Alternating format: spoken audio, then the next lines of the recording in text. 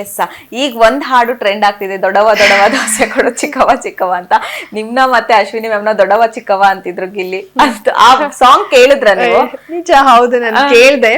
ನನ್ಗೆ ಆಚೆ ಕಡೆಯಿಂದ ಬಂದವರು ಅಥವಾ ಸುದೀಪ್ ಸರ್ ಏನಾರು ಹೇಳುವಾಗ ಒಂದೊಂದ್ ಸಣ್ಣ ಸಣ್ಣ ಹಿಂಟ್ಗಳು ಆಚೆ ಹಿಂಗ ಆಗಿರ್ಬೋದು ಅನ್ಕೋತಿದ್ದೆ. ಚೈತ್ರ ಅವರೆಲ್ಲ ಬಂದಾಗ ಆ ಹಾಡು ಹೇಳೋ ದೊಡವ ದೊಡವ ಅನ್ನೋರು. ಅಂದ್ರೆ ಎಲ್ಲಾ ಬಿಟ್ಟು ಅದನ್ನೇ, ಅದು ಯಾವಾಗ್ಲೂ ಹೇಳಿದ ಅದನ್ನೇ ಯಾಕೆ ಕೇಳ್ತಾರೆ, ಮೋಸ್ಟ್ಲಿ ಇದು ಆಚೆ ಕಡೆ ಟ್ರೆಂಡ್ ಆಗಿದೆ ಅನ್ಸುತ್ತೆ ಅಂತ ಮನ್ಸಲ್ಲೇ ಅನ್ಕೊಂಡ್ಬಿಡ್ತಿದ್ದೆ, ನಾನಲ್ಲಿ ಏನು ಹೇಳಕ್ ಹೋಗ್ತಾ ಇರ್ಲಿಲ್ಲ. ಸೊ ಆಚೆ ಕಡೆ ಬಂದ್ ನೋಡ್ದಾಗ ಗೊತ್ತಾಯ್ತು ಅದು ಆಕ್ಚುಲಿ ತುಂಬಾ ಚೆನ್ನಾಗಿದೆ. ಅವ್ನ್ ತುಂಬಾ ರೇಗಿಸ್ತಾ ಇದ್ದ, ಹಂಗೆ ಇದು ಒಂದು ಅದನ್ನೆಲ್ಲ ಎಡಿಟ್ ಮಾಡಿ ಆ ಡ್ಯಾನ್ಸ್ ಮಾಡಿ ಮ್ಯೂಸಿಕ್ ಹಾಕಿ ಎಲ್ಲ ಮಾಡಿದ್ ನೋಡ್ದೆ, ತುಂಬಾ ಚೆನ್ನಾಗಿದೆ. ಗಿಲ್ಲಿಯ ಕೆಲವು ಜೋಕ್ಸ್ ಎಲ್ಲ ಟ್ರೋಲ್ ಆಗೋದು ನೋಡ್ತಾ ಇರ್ತೀನಿ, ನನ್ ಜೊತೆಗೆ ಎಸ್ಪೆಷಲಿ. ಅದು ಕೂಡ ಅಲ್ಲಷ್ಟು ನಗ್ತಿರ್ತೀವೋ ಇಲ್ಲ, ಕೆಲವೊಂದು ಇಲ್ಲಿ ಬಂದ್ ನಗ್ತಾ ಇದೀವಿ. ಎಸ್, ಖಂಡಿತವಾಗ್ಲು.